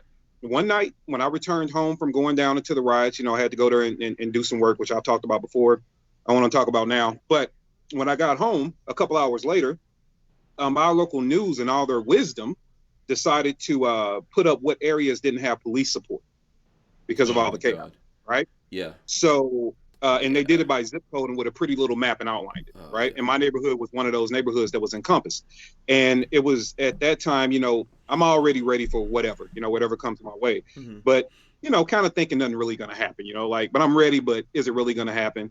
Maybe get some Frosted Flakes, chill out. Won't be that big of a deal. Keep watching the news. Nope. Yeah, it did. It absolutely came. And it came in the form of several cars, blacked out, different people running around in different people's backyards. And the only way that I was able to quell that and get that out of the neighborhood was with an AR-15. Never had to fire it, but I showed up and I stood out. And I was, because it was right outside my house. Like they were literally 35 yards from my front door. And if you think that's happening over here, it's not. So sometimes you have to be ready to stand up, and those weren't people out protesting either. Those were people looking for entryways into homes, and we're talking 2:30 in the morning, right? So you absolutely need to be ready for it. But talk to your neighbors, man. Become organized. Know who's who. Know who can do what. Even know what draws people to your neighborhood. One of my neighbors was a local cop, and he had his cop car outside, right? So I immediately knew that that's going to be an attention drawer, right? If they come over here and they see it, right? So just understand all those different things about your neighborhood, who's around you, who's willing to do work. Stay quiet with your plan if you need to, but be prepared in case you need to as well. Yeah. What does it feel like? I'm going to ask Kevin. I want to ask Tig that, but what does it feel like to be in that situation when you realize people are stacking up against you? It's two different feelings. When I was out in the chaos and I was there helping that other family, it was real. But you know what? It's a fight. So I treat fights like fights. They're a fight. And your job is to have the unfair advantage and win the fight. So it was all about doing the work, having the equipment to do the work, having the mindset and the smarts to do the work. And once that family was safe and secure, I went back home. The difference was when it came to my door, it was heightened because now if I lose this fight, my family dies. So it's a difference. Like you approach it with caution, but your heart's going to be beating out your damn chest. Now, even though you control that while you're in the midst of it, you realize that the consequence of me losing this is everything. So everything's heightened, right? Mm-hmm. So you're second guessing yourself on everything that you do. You're worried about, what happens if you lose? Where's my family? Are they placed securely? Did I leave them with the proper resources? I mean, hell, when they came to my neighborhood, I went even down the list in my mind in a split second, like, yo, did I make sure I signed that insurance plan? Mm-hmm. Is my family going to be okay? Because it becomes really real, right? And there is no room for error. So it's different than being out in the field versus being in front of your own home. So that's why I tell people to take it serious, because it will gut check you quick as hell. Mm-hmm. Mm-hmm. Yeah. Tig, I guess like the same question to you. I think you obviously have famously been there. I don't know. I don't think that was probably the first time in your life, right? We were talking about security, and I know you did a kind of security, right? In your life. What does that feel like, man, when you realize that people are actually stacking up with the intention of doing something to you and yours? Yeah, it was exactly what Kevin said. I mean, the first time it actually happened in real life. I mean, you got tunnel vision. I mean, your vision went. I mean, you're focused on one thing. But then initially, then you start to calm down. You start to, again, process everything. You're thinking through, just like, that night, I'm thinking like, just thinking about the family life back home. Is everybody okay? Did I do this? Did I do that? Just like Kevin was saying, it's a whole, so when you're rolling into something, I mean, your mind is racing on every possible scenario you can almost think of. And at the same time, like you're looking, you're checking, you're reassessing, you're moving, and every second you're reassessing, and it's just over and over and over. And I think coming at your house, it would be different. I haven't had that yet. I mean, I had some people that set up my corner doing drugs, but it's nothing like having people actually coming at your house for you. But Mm-hmm. I think you're definitely being a little different mindset there than you would be out actually working on the street. But again, your adrenaline's going to be, pumping. That's why, a lot of people, when they just do just training, when you just do sit there and stand on the line and just shoot, that's not training. And you got to shoot and move, and you got to put yourself under stress, under physical exhaustion, because it really helps you focus when the real shit hits the fan. Mm-hmm. But I mean, you'd be surprised when you're actually in it how focused you can really be. But I've seen some people break too. I've seen some people that would run away, even in the military over there at contracting. We had a bunch of people, not a bunch, I'd say about a handful there in the 10 years that they went in the head when something happened, and they never been in it, so you don't really know what you're going to do, but you can prepare as much as possible. But I'm coming to the house, that's a whole nother ball game in my mind. Mm-hmm. It's a sobering thought that I guess out of all of us, Kevin, you're the only one who actually had to do that. On the outside of it right now, looking back, what are the things that are important for people out there? Because there's people who are resistant to the idea of what you guys are saying, that you need to be trained and prepared for stuff, right? And I listen, everyone's free. I believe in freedom. You don't have to do anything if you don't want to. But what was the stuff? Like, I'll start with Kevin on this one. What is it from here, looking back on that you think was the most important thing that you trained for or prepared for when that came down? To be totally honest with you, when I first started to get professionally trained on defending yourself and things like that, it was don't lose, refuse to lose. And that's all I remember. I refused to lose. If it meant that I was going to be shot to hell, if it means I was going to be stomped out, I was still going to stand as the victor. So you have to have that kind of mentality that you can win. Now, to Tig's point, if you think that mentality is going to be there simply because you went out and shot a box of ammo on a static range and you can, hit the A zone on a man-sized target at 10 yards away repeatedly, and you think that that's training, that's a start, but that is not training. You need to really understand what stress will do to the body. A lot of people haven't even been in a physical fight, like a real fight, right? And so they don't understand what that desperation is like. So that, for me, I was actually thankful that, at least if nothing else, that I have trained. I have been under stress. I'm not going to say I'm the best fighter in the world or anything like that, but I was better than the people that approached me that day. Mhm. And you know, it's all about being the best you can be and really getting out there and putting yourself to it. Because if you don't, I'm gonna tell you what will happen. If you don't, when it comes your way, you are going to feel inadequate. You're going to be scared. You are not going to understand how to respond to certain things, and you will flee. The problem with if it comes to your door, right? Which I hope it doesn't for anybody, man. Mhm. But if it comes to your door and you have the flight mentality, you could lose everybody that you love. And that's just the reality of it. You can lose everybody that you love. And the way things are going now, the people that did it won't even be prosecuted. They won't even be found. It'd be nothing to investigate, right? It's just another tragedy that happens between you and your inner circle that you talk about, you know, for the next 10, 15, 20 years. But Yeah, get out collateral there, damage of this bullshit that we're going through that no one's gonna remember. Yeah, like you said, and no one's nobody's gonna going to care remember. about you. Nobody's Yeah. going to care about you. You realize when it comes to your front door, especially if you're the alpha of that area, you realize that, you know, you're on your own. And if you haven't trained for this, if you think playing Call of Duty and watching, you know, cool movies is all it takes, and, you know, buying all the guns and maybe having a few thousand rounds of ammo stashed, if you think that that's the thing, man, I'm gonna tell you, yeah, I hear guys all the time, well, I got, 45 guns and I got this and that. I was outside with a handgun, an AR-15, 2 PMags, and 3 pistol mags, and that's all I had. I wasn't able to carry that damn armory around with me, and I got way more than 45 guns, Mhm. right? So you really realize that to lose is everything, and to win is the only option. So don't be on the losing side of it. Don't be inadequate to the fight. And you at least need to take a fighter's mentality out there with you, that if I have to go down, I'm giving you every damn thing I got, and some of you are coming with me. Yeah, yeah. By the way, Dan Hates You says, I've seen all the Home Alone movies. I'm ready. So I just had to throw that in there.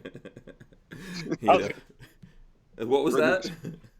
John Wick. John Wick. Oh, you've seen all the John Wicks. Okay, good.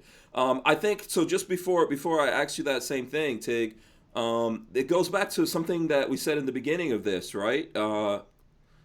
Maybe some people never got slapped before, and I think that's almost like a rite of passage of manhood. You know, if you and I forgot where I first heard this, but just like just look around right now, right? You know, whoever's out there listening to us, have you ever got slapped in the face before? Because if not, you've never, you don't know. You don't know what that's like. You were never actually in a fight. I'm not saying that is the fight for your life, but if you don't know what that is, you might go to the level like what we're, the whole subject of what we're talking about here, that this security guard got slapped in the face, and then someone took out mace, and they were like, hey, I'm fighting for my life all of a sudden. And you don't really realize the difference of what is really a fight for your life. Yeah. You know?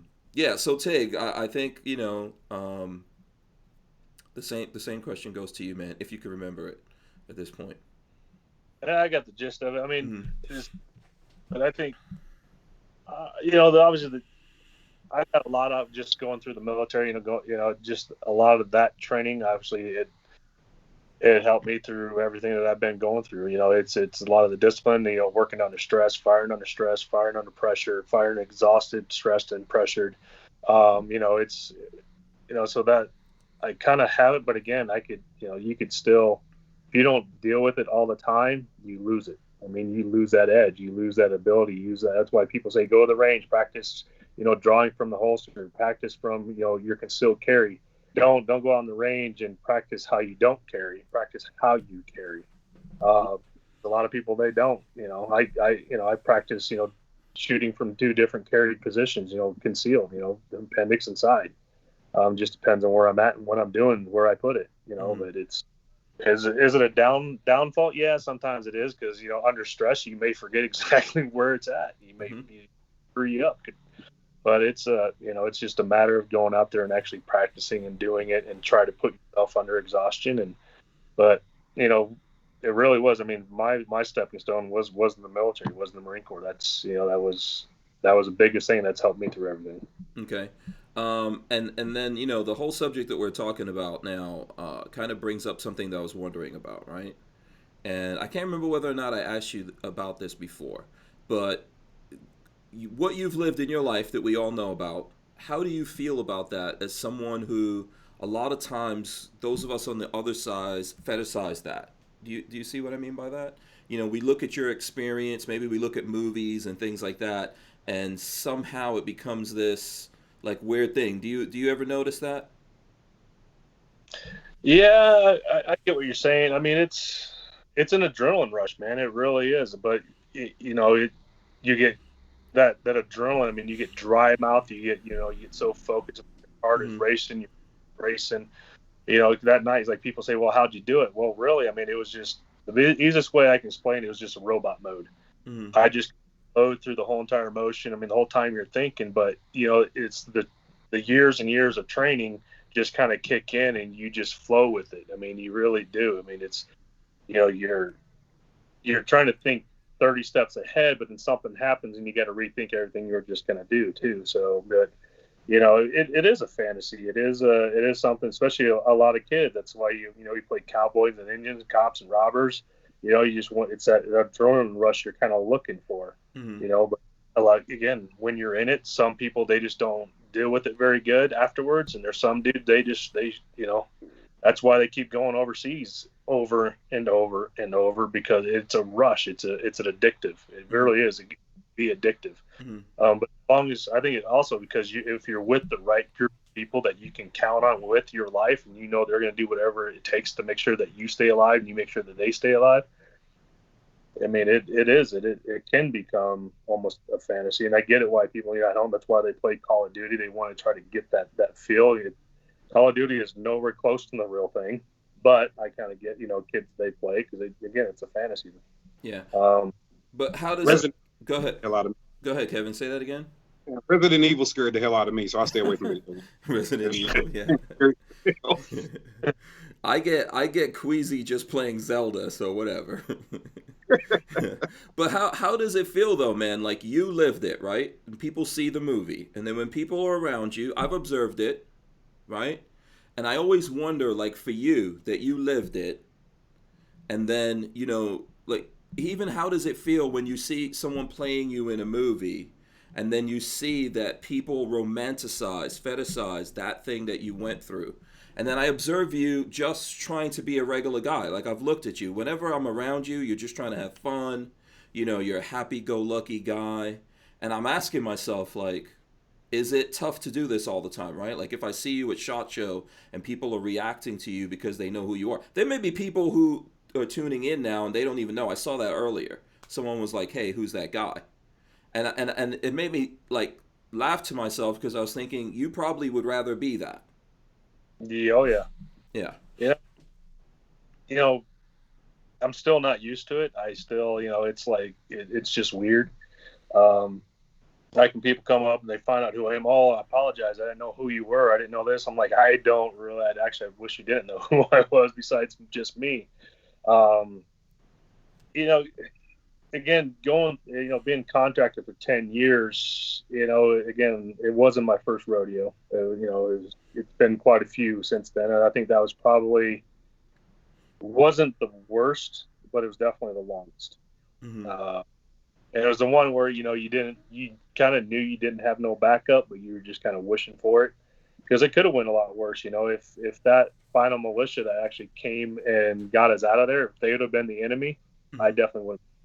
They would have mowed us down in within minutes. Mm-hmm. So it's really hard. I don't really. It's been so long. I mean, I still kind of know how it felt, but you don't really know how it feels. You know how you were thinking at the time, but how it really felt, I just don't. I really don't think about it too much. I never, even then, I didn't, because it was just a job. It was something I was doing, and I wanted, and it's how I took it. But I think, like, the ones that want to fantasize about it, you want to fantasize about it until you're actually doing it, and you're trying to treat somebody who has a leg blown off, a bolt through their head or something like that. Then you're like, man, I wish I was there. Mm-hmm. Yeah. I had this kind of conversation with Kevin recently, and I was saying, what's funny?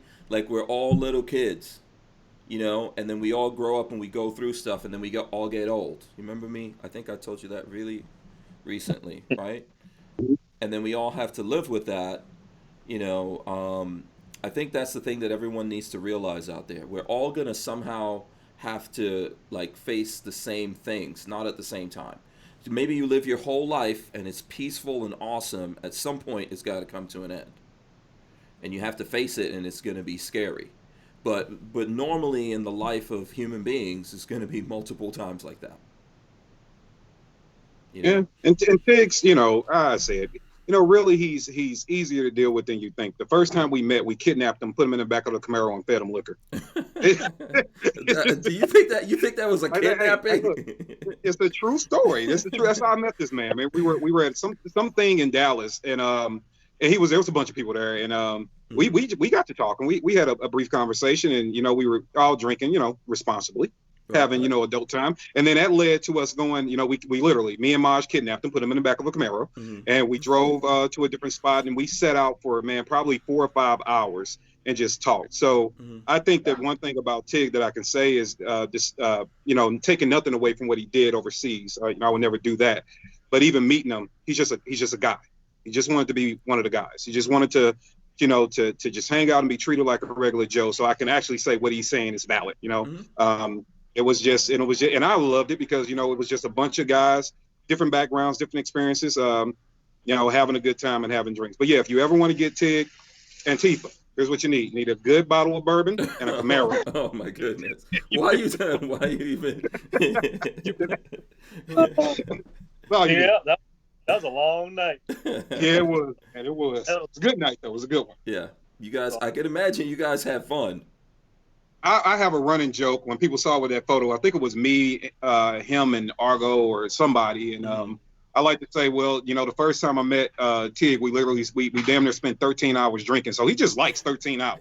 Like whatever you do it in 13 hours. It was a good night, though. It was a real good night. But no, Tig, he's a 100% dude, which is why I can even value his opinion. So when I watch him give an opinion, I've met the guy, right? So it's real easy for me to sit down and digest it and not take it so damn personal. I wish everybody in America could get to that point. Mm-hmm. Yeah. I've, you know what? I kind of see the same thing, man. Obviously, I don't drive Camaros and drink like these dudes. You know what I'm saying? But I see that fun side of you. A lot of times it seems like there's a little kid in there that kid's just trying to have a good time. That's in everybody, man. Everybody wants. Yeah, Lola. Go ahead. You gotta watch it every now and then. Yeah, by the way, Lola's throwing up the fecunited.com. She's throwing up the link out there for the people who want to see that. Before we start wrapping up here, Tig, this whole thing that went down. I mean, I appreciate you coming on here talking about it. I know you're going to be out there talking about this a little bit more to folks out there as time goes on. What's the takeaway that you want us all to get from this? The sad thing is, you got to be prepared for anything. The fact that you had a news organization, news agency, who actually had an agitator and a shooter with them, and it really is their fault that it happened. They caused the whole entire thing. I mean, I believe if they would not be there, Lee would still be alive. The agitator may have still been there, but again, I think they all came together because within seconds of him showing up, they showed up. But again, we need to. The biggest thing is we got to come together. We start uniting like we were back in the day when we always helped each other instead of fighting each other. Where we knew our neighbors. We just talked with the neighbors. Mm-hmm. I live out where I live. It's a huge 40-acre properties out there. I don't know all my neighbors, but I know about 8 of them, which is lots. We don't talk all the time, but I know them. I know, if I need something, they know if they need something, we can kind of go back and forth with each other and help each other out. Mm-hmm. We have little things set in place. If something does happen out there, we can help each other out. It's a little bit more now since everything that's going on. I mean, I get death threats now. Just again, I haven't done anything. I have not engaged with them. I have not even, again, the only time I engaged was the first night I went out there. And again, a lot of the things that they want, we want. Mm-hmm. We want, just not in the same way. We want, we want justice just like they do. Mm-hmm. There are cops that need to be off the street, and but we need better cops on the street. There's all kinds of things that that we want that they want, but they went in a different way. And just the fact that we have minor differences, it's to them it's huge. It's not minor. But us patriots letting these people intimidate us, keeping us in our house, not going out and celebrating and doing what we want. That's not America. Mm-hmm. We got to start telling them, no, we're done. We're tired of your crap. And if you can't be out on the street peacefully and engage peacefully, then you don't need to be out on the street. Mm-hmm. Yeah, I totally agree with that. Down the barrel asks this question. I think this is a good question also from Dave. He says, can people train with TIG or NOC? And if so, how do we set that up?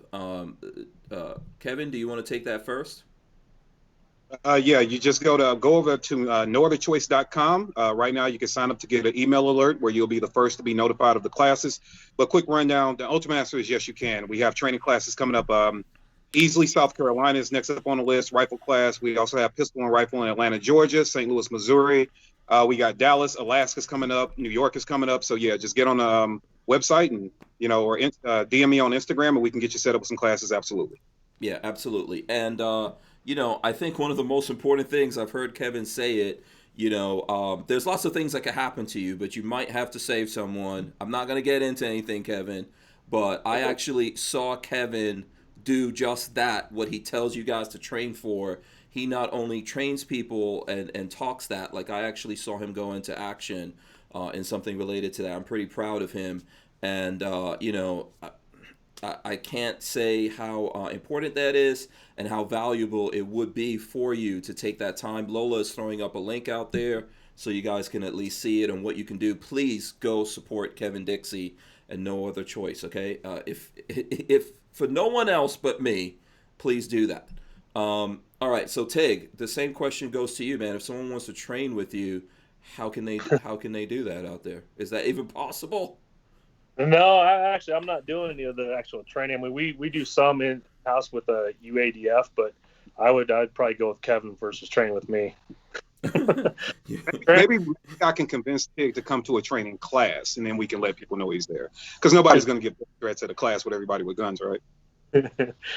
Training people, it's a technique, man, and I really do it. It's a technique to train people the correct way, right way. You have to see how they're doing, the personality, and I'm pretty sure Kevin's got it down. So, I've done things here and there, but I've been out of the training. I mean, I go out and do my own thing, obviously, and I train for like the tactic games and stuff like that. But that's a little bit different for actually training somebody. Again, that's a different mindset in itself, and you have to be structured for it. And I think Kevin's probably a better deal for you anyway. Yeah, there's the coaches and the coachable. Yep, I'm definitely coachable. Yeah. So how can the folks out there who are listening to this, who are watching this, and they want to support what you're up to, Tig, if we just give you one more chance to tell them, I know you got a few things going on, so how can those guys get out there, support you? I'm a humanitarian organization is really how I'm basing it off of. And we've done 2 search and rescues. One was more of a search recovery, but it was a female that had been missing since Mother's Day. And then the recent one was up here in Colorado, and it was a search and rescue for a 3-year-old little girl that went missing, but unfortunately it wasn't a good ending. Mm-hmm. But we still ended up finding her. Again, just protecting and defending the community, teaching you how to get organized. We're still in the mud phase. We're not clear yet, but coming along slowly, not very smoothly, but it's coming along. Just being honest. But again, we have again, we're in the thousands of members that have signed up and stuff. So it's growing. It's a very slow pace, and I'm going to be honest. I'm preparing for the election day when I think it's gonna explode.